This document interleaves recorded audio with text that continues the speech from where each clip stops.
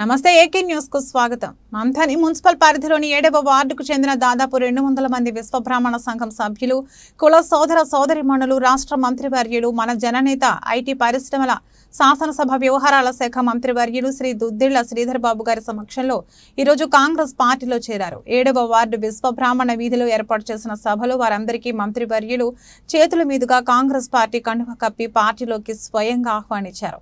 ఈ సందర్భంగా మంత్రివర్యులు మాట్లాడుతూ ఎన్నికల కోడ్ ముగియగానే వార్డులో అనేక అభివృద్ధి సంక్షేమ కార్యక్రమాలు చేపడతామని, విశ్వబ్రాహ్మణ సంఘం అభివృద్ధి కొరకు సహకారం అందిస్తామని, చదువుకున్న యువతకు ఉపాధి కల్పిస్తామని హామీ ఇచ్చారు.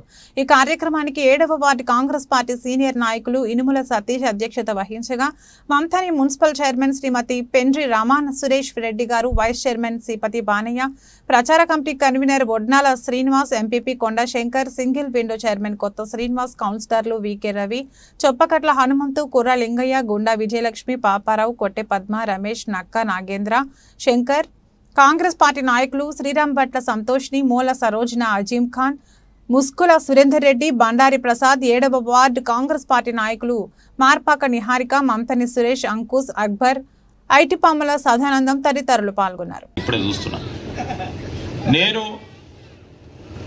నేను విశ్వబ్రాహ్మణులకు సంబంధించి నాకు తిట్లు రావమ్మా, తిట్ల పురాణం రాదు. నేను ఎవరిని మర్డర్ చేసే శక్తి లేదు, నాకు చీటింగ్ చేసే శక్తి లేదు. నాకు ఏదైనా మేలు జరిగితే నా అధికారాన్ని ఉపయోగించుకొని మేలు చేసే ప్రయత్నం చేస్తాను. నాతో అయితే అవుతుందని చెప్తా, కాదంటే కాదని చెప్తా. కాదన్నప్పుడు కొంతమందికి ఇబ్బంది జరగవచ్చు. ఇప్పుడే ఒక సోదరుడు వచ్చిండే ఇంట్లో కూర్చున్నప్పుడు, నవోదయ స్కూల్లో నువ్వు మంత్రి కదా అడ్మిషన్ ఇవ్వాలంటాడు. నవోదయ స్కూల్లో అడ్మిషన్ కాదని చెప్పిన, నేరుగా చెప్పిన. ఎందుకంటే తిట్టుకుంటాడు, ఒక నిమిషం బయటకు పోయి తెలుసుకుంటాడు అవుతుందా కాదా అని. ఈరోజు ఆయన ఓటు గురించి నేను అయితే రేపొద్దున అంటే 13వ తారీఖు తర్వాత నువ్వు అటు నేను ఇటు అనుకునే ప్రయత్నం చేయ. ఈరోజు అది స్పష్టంగా చెప్పినాం, స్పష్టతతో పోతా. మీ విశ్వబ్రాహ్మణులకు సంబంధించి మీ జీవితాల్లో ఏదో మార్పు చూపెట్టాలని తలంపు ఉంది. ఏ విధంగా చూపెడతామో మీరే ఆలోచన చేయాలి. నేను మా పెద్ద మనిషిని కోరుతా ఉన్నా, మా సమ్మయ్యని కోరుతా ఉన్నా, మా మిత్రులందరినీ కోరుతా ఉన్నా. ఈరోజు మీ పని చేయండి సార్. మీరు మంత్రిగా ఉన్నారు, మాకు అండర్ గ్రౌండ్ ట్రైన్ ఇప్పుడే పోయేస్తుండే. మా సమ్మయ్య ఇంటికి పోయినప్పుడు చూస్తా ఉంటే చూపెడుతుండు, వ్యంగ్యంగా చూపెడుతుండు. సార్ 10 సంవత్సరాల నుంచి ఇదే ఇట్లా పోతుంది ఇట్లా పోతుంది అంటే మరి నేను ఏం చేయాలి ఆ ప్రభుత్వం లేకుండే అని చెప్పిన.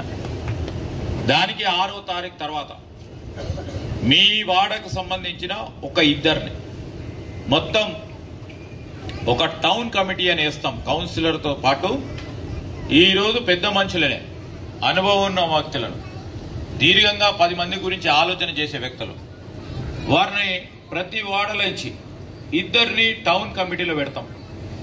ఆ గ్రామానికి ఈ టౌన్కు సంబంధించిన అభివృద్ధి, సపోజ్ ఇదే వార్డులో కూర్చొని మీరు ఆ టౌన్ కమిటీ సభ్యులు ఈ వార్డులో కూర్చొని చర్చించాలి.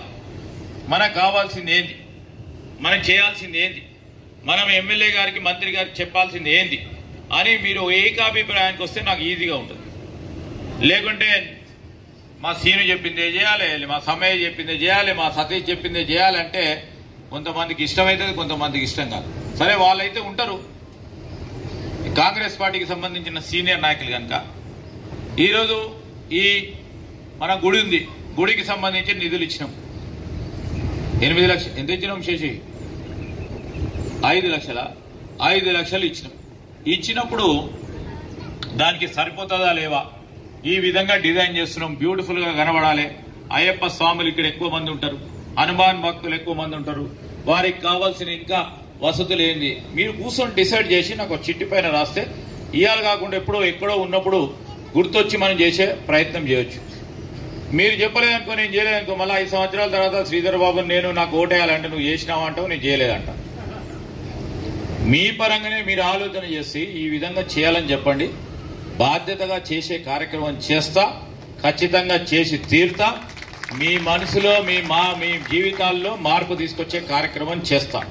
నేను అదే విధంగా చదువుకున్న పిల్లలు ఉన్నారు ఇక్కడ, మీరందరు కష్టపడి ఈరోజు అందరు విశ్వబ్రాహ్మణులు, మీకు కళ ఉంటుంది, మీకు నైపుణ్యం ఉంటుంది. మీరు పడ్డ ఇబ్బందులు చూస్తా ఉన్నాం. మీ పిల్లలను ఇంజనీరింగ్ చదివించిండ్రు, డిగ్రీలు చదివించిండ్రు, వాళ్ళకు ఉద్యోగ అవకాశం దొరకాల. మా సోదరుడికి చెప్పిన ఇప్పుడే ఉద్యోగాలు కావాలి సార్ అన్నాడు. మంతెన్లు అయితే కాదయా అని చెప్పిన. వాళ్ళు హైదరాబాద్ పోతారా, కరీంనగర్ పోతారా, వరంగల్ పోతే తప్పకుండా చేస్తామని చెప్పిన. ఇంటి దగ్గరే ఉద్యోగం రావాలంటే కాదు, అది కూడా ప్రయత్నం చేస్తాం. ముందు ముందు ఇంకెట్లా నడుస్తుందో మీ అందరి అవకాశంతో ఏమేమి పరిశ్రమలు వస్తాయో, ఏమేమి అవకాశాలు తీసుకురావాలో చెప్తా. ప్రస్తుతానికి చెప్తున్నా, తప్పకుండా చదువుకున్న ప్రతి వ్యక్తి వారి నైపుణ్యాన్ని పెంచి పరిశ్రమలకు ఉపయోగపడే విధంగా ఆ నైపుణ్యాన్ని పెంచే ఒక యోచన ఆలోచన రాష్ట్ర స్థాయిలో చేస్తా ఉన్నా. నియోజకవర్గంలో కూడా చేయబోతా ఉన్నాం. మాకు వచ్చిన 3 నెలల కాల సమయమే అయింది. ఈ 3 నెలల కాల సమయంలో 6 గ్యారెంటీలకు సంబంధించిన ప్రధానమైన 4 గ్యారెంటీలను అమలు చేస్తున్నాం. మీరందరూ ఒక ప్రశ్న అడుగుతా, మిమ్మల్ని అందరిని అడుగుతా. మీరందరూ కూర్చున్నారు, మీరందరూ బస్సులో ప్రయాణం చేసిర్రా? ఎవరు చేసిండ్రు? చేసిన వాళ్ళు చేయలేపండి. అందరు చేసిండ్రు. బస్సు టికెట్ తీసుకుందా ఈ కాంగ్రెస్ ప్రభుత్వం? నేను ఆ రోజు ఇదే చౌరస్తాకు వచ్చి చెప్పిన, ఆడ చౌరస్తలా నేను బస్సు ప్రయాణం ఫ్రీ చేస్తాం కాంగ్రెస్ పార్టీ ప్రభుత్వంలోకి వచ్చినామని చెప్పినాం. ఇంకో మాట కూడా చెప్పినా. ఏం చెప్పినా మీరు నవ్విండ్రు అందరు. చాలా మంది భర్త తిడితే అవ్వగారింటికి పోవడానికి వాళ్ళు అడగకుండా బస్సులో ఫ్రీగా పోయి మళ్ళీ 2 రోజుల తర్వాత మళ్ళీ తిరిగి వస్తారమ్మా అని చెప్పిన. ఆ విధంగా అందరు కూడా పోయి వస్తున్నారు. బస్సులో ప్రయాణం చేసేవారు రేపు 2500 రూపాయలు ఇంటికి ఒక మహిళా సోదరిమణులకి ఇచ్చే కార్యక్రమాన్ని తొందరలోనే చేయబోతాం కనుక దానికి ఆశీర్వాదం ఇవ్వండి. మీరు మేమే చేయాల్సింది.